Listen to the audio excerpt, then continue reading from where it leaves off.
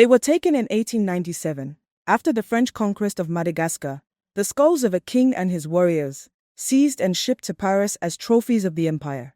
Now, 128 years later, they have finally come home. But what France hasn't returned may prove just as significant.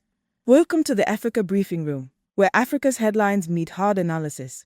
Today, we turn to Madagascar, where this September a national ceremony in the capital marked the return of royal remains. On September 2, 2025, the city of Antananarivo came to a standstill. A national ceremony was held to receive and honor the remains of 3 men taken by French colonial forces more than a century ago. The event blended traditional Sakalava rituals with state proceedings.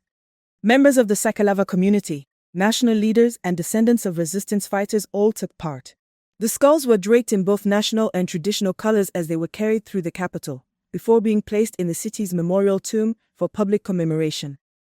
The ceremony was framed as an act of reconciliation and remembrance, a symbolic closure of a wound left open for more than 100 years, passed down across generations.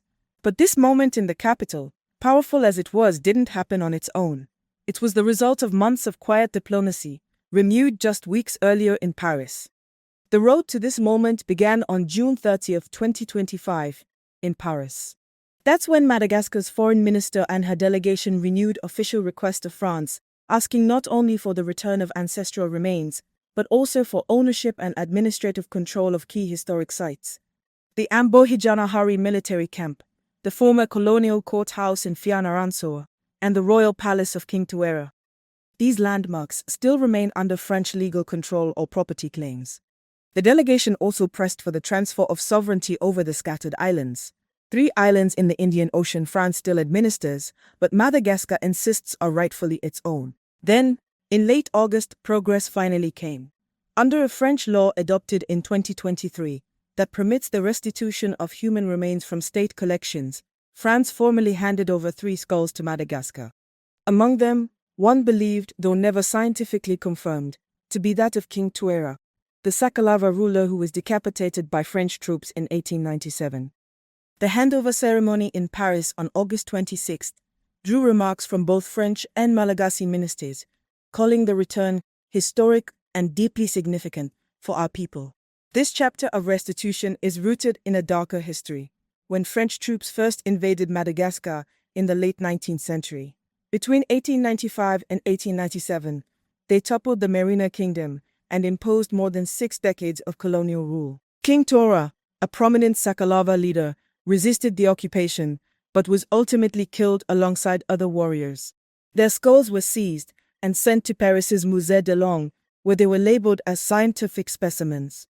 The removal and display of human remains was a common practice among European powers, stripping individuals and entire communities of dignity and identity in the name of the empire.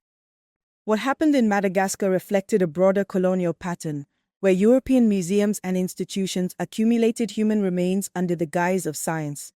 But even as Madagascar welcomed the return of royal remains, another struggle remains unresolved. There has been no indication that France will give up control of the Ambohijanahari military camp, the colonial courthouse in Fianarantsoa, King Tuera's former royal palace, or the scattered islands of Juan de Nova, Europa, and Basista, India. Madagascar has laid claim to these islands since 1973, arguing they were unjustly detached during the decolonization process. France recognizes the dispute, but continues to administer them, valuing both their strategic position in the Indian Ocean and their vast exclusive economic zones. For many Malagasy, the return of human remains is deeply symbolic, but the larger conflict over land, territory, and sovereignty still lingers unresolved. And Madagascar is not alone. Across Africa, restitution claims are not a recent phenomenon. As early as 2011, Algeria demanded the return of the skulls of resistance fighters held in French museums. The appeals were renewed in 2018 through high-level government channels. Those efforts eventually led to a restitution agreement in 2020, carried out through direct negotiation and guided by a bilateral committee on historical justice. Benin followed a similar path. In August 2016, it officially requested the return of 26 royal treasures looted from the Abomey Kingdom. 4 years later, in December 2020, the French Parliament passed special legislation authorizing their restitution. The treasures were handed over on November 9, 2021, in a ceremony at the Îles Éparses, attended by both presidents, before being flown home to Benin for celebration and public exhibitions. Côte d'Ivoire also pressed its claim.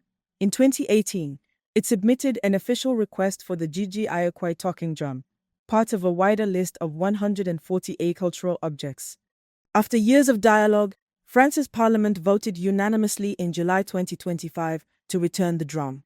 But for now, no official date has been set for its handover. For Madagascar, this is more than the repatriation of remains. It is the restoration of a silenced chapter in the nation's history. While France's gesture carries power, true reconciliation and justice will depend on whether Paris is willing to go further, to return the sparse islands and to transfer administration of the historic sites to the Malagasy government.